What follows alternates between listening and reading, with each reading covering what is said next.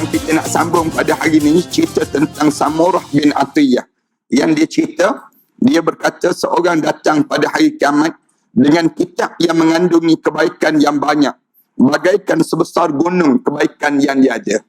Ini ada orang yang diceritakan banyaknya pahala pada diri dia saat itu. Lalu Allah Subhanahu Wa Taala berkata pada dia, kamu solat dan bersedekah pada hari itu agar orang tahu bahawa kamu menunaikan solat. Kamu buat dahulu, kamu bukan buat untuk aku kan, tapi kamu buat nak suruh orang tahu yang kamu ni solat. Ketahuilah aku adalah Allah yang tidak ada Tuhan melainkan aku. Ibadah yang aku terima hanya ibadah yang tulus, mengharapkan keredaanku. Allah sebut demikian. Ibadah yang terima hanya ibadah ikhlas. Mana-mana ibadah yang buat kerana selain daripada aku, sia-sia je. Aku tak terima ibadah yang demikian. Kamu puasa pada hari itu agar orang tahu bahawa kamu berpuasa. Begini aku nak sebut. Ketahuilah aku hanyalah Allah yang tidak ada Tuhan melainkan aku. Ibadah yang aku terima hanya ibadah yang tulus, mengharapkan keredaan aku. Kamu bersedekah pada hari itu agar orang tahu bahawa kamu bersedekah. Ketahuilah aku adalah Allah yang tidak ada Tuhan melainkan aku. Ibadah yang aku terima hanya ibadah yang tulus, mengharapkan keredaan aku. Ini panggil keikhlasan. Maknanya, sepanjang kita hidup di atas dunia ni, jangan kita buat amal ibadah dalam keadaan yang kerana lain. Kerana selain daripada Allah, jangan. Orang tanya, kenapa datang dengan ceramah ni? Kerana ustaz muda sikit, misal contohnya. Datang suatu hari, ustaz tua tak datang-datang dah kita ni. Jangan demikian. Dalam hidup kita ni mesti kerana Allah. Jangan datang kerana ustaz. Jangan datang kerana orang tanya, kenapa datang dengan ceramah pada pagi ni? Ada kerja. Suatu hari, ada kerja. Tak datang-datang dah kita. Kenapa kita buat kerana kerja? Kita tidak buat kerana Allah. Islam ajar dalam hidup ni, buat kerana Allah. Buatlah segala apa pun. Sembahyang kerana Allah. Puasa kerana Allah. Zakat kerana Allah. Haji kerana Allah. Maknanya kita tidak mengharapkan selain hanyalah kepada Allah. Yang ni yang besar pada diri kita. Jangan pada diri kita ni terselit sikit je. Syaitan ni dia cari jalan. Macam mana dia nak suruh hilang pahala kita? Dia buang keikhlasan. Dia selitkan satu benda yang benda yang merosakkan kita. Apa dia? Riak. Nak menunjuk-nunjuk. Ini benda yang menyebabkan akhirnya kita tak ikhlas. Lawan pada ikhlas maknanya riak. Nak menunjuk-nunjuk. Bila kita jadi demikian, habis pahala. Yang patutnya banyak, tiba-tiba jadi kosong. Allah cerita, waktu mana di padang mahsyar ada orang yang datang dengan pahala yang banyak, tiba-tiba bila dihitung, kosong amalan dia. Rugi dia menghadap di hadapan Allah SWT. Tak payah sebut sampai di padang mahsyar. Sebut masuk dalam kubur, kosong amalan ni pun banyak. Orang yang masuk dalam kubur, tengok-tengok. Kanan, kiri, belakang, depan, kosong amalan. Yang ni pun ramai. Kan Anda sebut banyak kali kan. Yang masuk dalam kubur di kalangan kita ni, ada macam-macam. Dalam Al-Quran Karim cerita, orang yang hidup ni dah Islam dah. Dia hidup atas dunia ni dah Islam dah. Tapi masuk dalam kubur, ada yang masuk dalam keadaan bawa dosa. Jadi zalim pada diri sendiri. Ada yang masuk dalam kubur, dalam keadaan yang dianya melakukan dosa besar dalam hidup dia. Ada yang masuk dalam kubur, dalam keadaan kosong amalan. Menghadap di hadapan Allah. Ini Allah cerita dalam surah Al-Kahfi kan. Pada ayat yang 120 lebih. Allah cerita tentang mengenai Qul hal nunabbi'ukum bil akhsarina a'mala.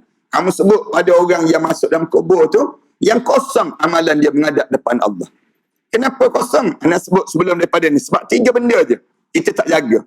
Yang pertama, tak jaga keyakinan kita dengan beragama. Yang ni yang jadi bahaya ni. Ramai di kalangan kita ni tak yakin dengan Islam. Dia yakin dengan apa dia? Yakin selain daripada Islam. Masuk kubur kosong. Di waktu mana kita hidup atas dunia tak yakin dengan ajaran agama. Habis tu yakin dengan apa dia? Saya lebih yakin dengan liberal. Saya lebih yakin dengan sekularis. Saya lebih yakin dengan pragmatis. Saya yakin dengan ism yang ada sekarang ni. Banyak mana orang kita terlibat dengan ism. Pahaman sekarang ni. Pahaman nasionalis, pahaman sekularis. Yang ni ramai di kalangan kita terlibat. Bila masuk kubur, kosong. Keyakinan kita tak ada pada Islam. Patutnya yakin dengan Islam. Tapi kita tak yakin dengan Islam. Yang pertama. Yang kedua, Yang kosong bila amalan kita. Yang tadilah amalan sembahyang. Cuba-cuba kita perhati sembahyang kita. Lagi lama lagi khusyukkah? Ataupun lagi lama lagi tawar dan kosong sembahyang kita. Ramai mana di kalangan kita lagi lama solat, lagi tawar solat dia. Lagi kosong, sama je rasa. Sejak muda sampai tua, sama je solat kita. Tak ada perubahan pada diri kita. Kenapa jadi demikian? Jawabnya kerana kita terlampau cinta dunia dan kita tak rasa besarnya akhirat. Bila kita terlampau cinta dunia dan kita tak rasa besarnya akhirat, inilah keadaan yang berlaku pada diri kita. Menyebabkan amal ibadah kita pun jadi sia-sia. Sembahyang, tapi sembahyang dalam keadaan disebut fawailul lil musallin. Allah Subhanahu Wa Taala cerita demikian. Kita buat amal ibadah, kita derma, tapi tak ikhlas. Tak ikhlas. Dalam kita buat benda yang kita buat ni, banyak benda yang kita buat ni jadi kosong amalan. Rugi pada diri kita. Datang dengan kuliah, tapi kosong amalan. Yang tak datang lagi teruk. Yang datang ni pun, jangan pula lepas pada yang tak nak datang dah, takut kosong amalan.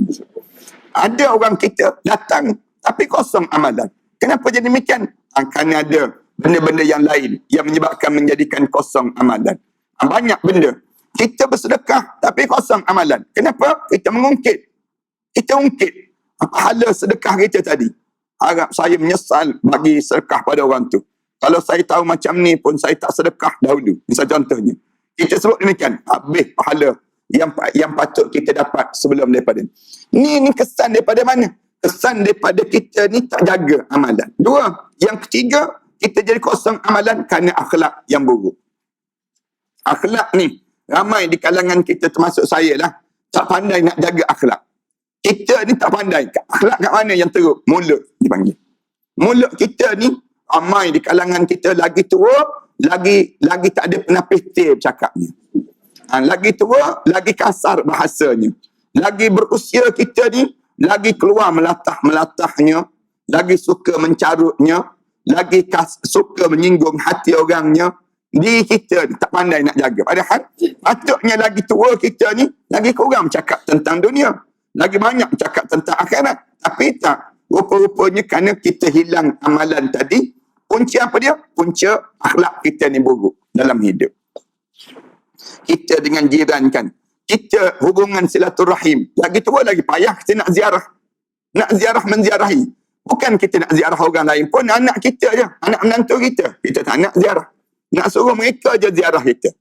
Ini kita sebut alasan kita ni. Kenapa? Dia kan anak, kita kan ibu, kita kan ayah. Anaklah kena ziarah mak ayah. Mana mak ayah ziarah anak? Dia sebut demikian. Ini benda-benda yang macam ni terjadi dalam pemikiran kita. Datang. Tu belum lagi dengan adik-beradik. Dengan adik-beradik, kita tak ziarah dah. Dah bila kita tua, biarlah. Kita kata jumpa dalam kubur je lah. Dia sebut demikian. Ramai mana orang kita sebut demikian. Tak nak ziarah. Kenapa? Tak larat, letih dan sebagainya. Padahal pahala ziarah ni banyak mana yang Allah sediakan dengan pahala menyambung silaturahim di kalangan kita.